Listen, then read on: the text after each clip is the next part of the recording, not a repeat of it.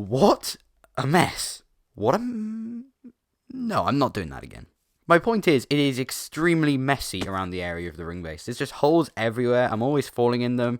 There's random pods all on the floor. And the towers and corridors are floating. This place really does need some work. And despite Aiden coming on and doing a bit of work over here, it definitely still needs some work. Terraforming is one of those things which you don't really think about too much, but it is vitally important. For any build, really. And it's particularly important with this build because it's literally the last thing we have to do before it's finished. It's just stuff like this which needs work, and TomWeb13. I haven't seen him on the realm before. There is so many new people joining the realm nowadays. There we go, that's a lot better. I think for this I'm going to need some sand. Good thing there's a desert right here. I swear, doing this is my favourite thing in the whole world. It's just so satisfying. Things are going well. I've done up to there so far.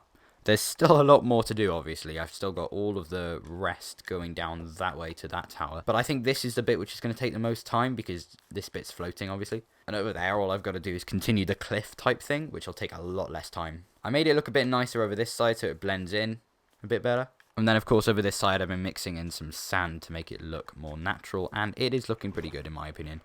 I would pass that off as quite natural. This isn't the type of terraforming where I want to make it look so good that you can tell it's been made by a player. This is just the type of terraforming where I just want to make it look like it was natural and it was always like that. So I think I'm not going to add any more special things onto it. I'm not going to add any grass. I'm not going to add any bamboo or anything. A lot of progress has now been made. As you can see, I've made it to this tower here. And because of how crazy over the edge it was, I think I might need to do a bit of touching up here and there to make it not look so bad. Because it does look quite bad. And under the water here, you can see I've just kind of placed it down. And I don't know. I think I'm done. I don't think I'm going to touch this. I think it looks fine. No one's really going to see it that much. It's what's above the water that counts. But being over here does mean I can start work on this area, which does look absolutely appalling, I will admit. The podzol that's everywhere. Just, oh my goodness, this can't stay. This just can't stay. I'm just going to fill in where the podzol used to be, just like this. I'm also going to fill in any entrances to the caves because the caves would have been nice before, but now they're just full of where I've just dug out areas to get a stone, or they're full of little pillars where I've been pillaring up out of them. So I'm just going to completely cover them up. And I think the moment I get rid of this pillar, the whole operation will be finished. At least this side is fully terraformed and it is looking a lot better. Oh, it is definitely not fully terraformed. Oh my goodness. I've also started to plop trees around here. Alright, yeah, this bit just has to go. I'm sorry, but it's been here with us since the beginning, these signs. And now, as we near the end, they have been fully removed. Now, I'm pretty sure that we're done here. It just looks a lot cleaner, a lot better overall over this side. It's a lot easier on the eye, and also, it's looking very, very nice from the back. It's not floating anymore, which is a huge achievement in my opinion. We're done over this side. Now we've got to head over this side. I think I'm going to leave over here because I've done quite a bit of terraforming over here and I'm just in general happy with how it looks. You know, it doesn't look too bad. Maybe I could tidy it up a bit in places where sand has fallen down, but other than that, I think we're good. And it's good to have some natural caves around here sometimes. Ooh, this needs to... Yeah, this definitely needs a bit of help. There we go. Okay, that's better. Of course, we have our entrance to the underground. But yeah, as I said, I want to focus now entirely on this side, because as you can see, there is some major floating parts still. And also, I think there's a bit too much cobblestone. There needs to be more pure stone in that. This side, I think we could pass for natural. It's quite similar to over there. Why is there holes everywhere in the wall? What I've got to do is an extremely simple task. I've just got to go around and replace a bunch of the cobblestone with regular stone, because there's not really enough. As you can see, I've now done that with all of the cliff, and I've extended it over this side and made it look a bit better. So, my question is, do I extend it down all the way to touch the floor? Because that would be so very hard. I think maybe I should extend it down just to reach the side. I'm going to kind of have it go inwards quicker and quicker and quicker. And I'm not even going to think about how good it looks, because you're not really going to see it under the water, are you? See, like here, it's just as easy as that, and it's done. This took actually a fraction of the time I thought it was going to, but I have now extended the cliff all the way down. Why am I stuck swimming? Okay, there we go. And also I've extended it over this side, so now all that's left is to cap the top off with the dirt. You know what? I might have to put a bit of sand up there as well. Okay, there we go. It looks pretty good. It does look pretty good. I must admit I don't like this side. There we go. I reckon that fixes it all up and brings it all together very, very nicely. I just noticed there's a tiny little gap here. Not anymore. There is one thing that remains before we can call this a finished base, Agent Llama. This hole has been here for so long. It's been my entrance in and out while I've been going over to and from the chests, and now it has been fully patched up.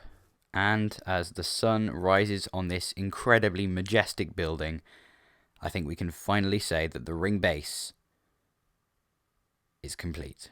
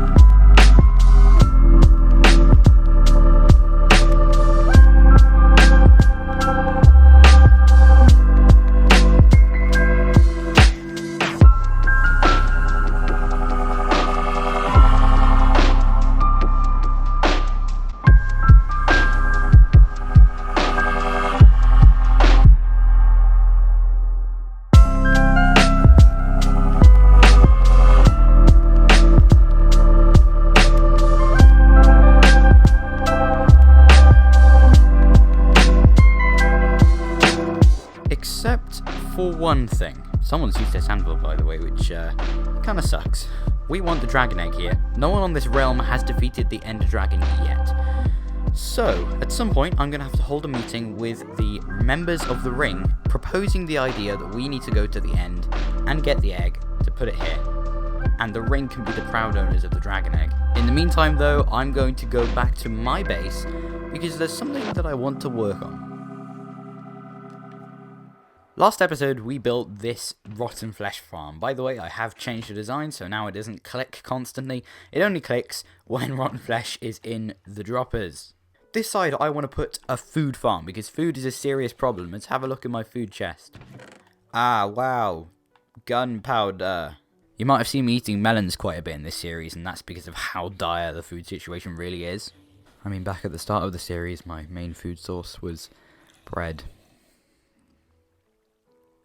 But my wheat farm was at Headley Village. But we don't go there anymore. Anyway, I've got up a design for a carrot farm, which is completely automatic by JC Plays. And it involves villagers. And this is my first expedition with villagers in this series so far. I have no idea how this is going to go. Carrot input in there. This farm is extremely interesting because it uses all sorts of villager mechanics for it to work. I need to put a bit of water in the middle here and get a bunch of dirt. Is that another new player? That is 2 in one episode. Stangruff1927. Chicken Humdilla. Okay, this is getting ridiculous now. Another new player. Shaden Jim _27. Who the hell is that? Who the hell are any of these people? I said it before and I'll say it again. I can't believe how many people have joined the realm now. With that being said, we have now completed everything that we can with the dirt. You might notice that I haven't gone any further that way, and it's because right past here is one of the tunnels for my zombie farm. Really, really terrible placement, I know. I also very, very quickly need to put the minecart with hoppers in. Trapdoor, minecart with hopper, push it in, open the trapdoor, break this. Same thing up here.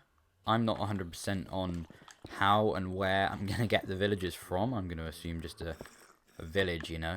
But I'm not sure if any of them actually have villagers still in them. I hate villagers so much. You don't want to know how long it's been. And this is the first villager. No! Yeah, I really hate villagers. My plan here is to break the boat, get villager in minecart, and send him off. Oh. Attempt numero 2.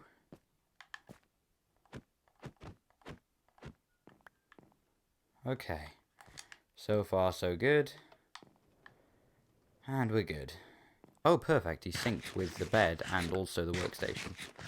Right, so we've got our farmer villager in. Let's get him into the proper thing now. Oh, is that enough boost? Yes. I think it is. Push him in. There we go. That is one healthy, happy villager who can't escape.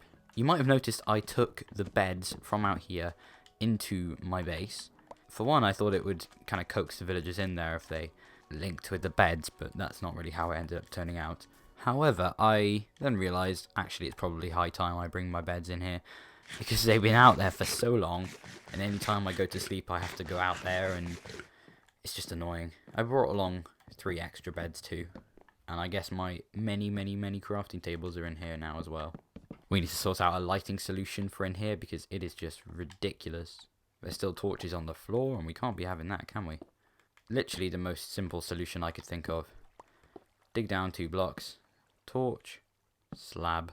And with that now completed and out of the way, it looks like it is sunrise, which means I can get my villager in here now. Also, I've added some more torches just around, because the lighting just genuinely was not good enough. Alright, fingers crossed for a smooth procedure from down here to up there. Voice crack in the middle of sentence. Let's ignore that. Okay, a smooth process thus far. See, it's things like this we got to watch out for. The rest of the track looks okay, so away we go. Villagers up here. Let's go. So far, so good. I think if I give it a nudge. Okay, we're in there.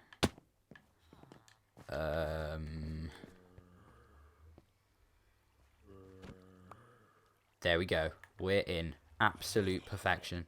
Right, so the last part of this is to actually get the carrots in. I don't have a hoe in this series, so I'm just going to use this stone hoe. And I guess I've just got to start hoeing the ground. And I've just realised I have no carrots. Alright, here comes my ingenious plan to get carrots. Zombies land on here. I swing my sword. I get carrots. Lago Tiara has come to save me from my misery. He has... No. He's come to the rescue and he is giving me carrots. That is 6 carrots and I believe... Oh, and he's in the wall. Alright. Well, thank you very much. He's come to the rescue. Like, look, I've done so much AFKing. Not a single carrot. I've been swinging my sword right there. Ridiculous.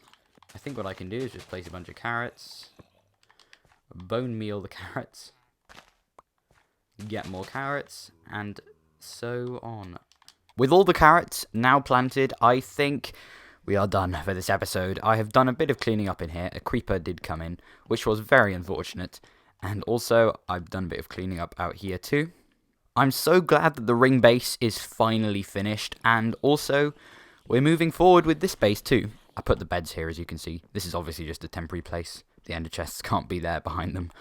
So, thank you very much for watching. And remember, don't tell Bob Biscuit.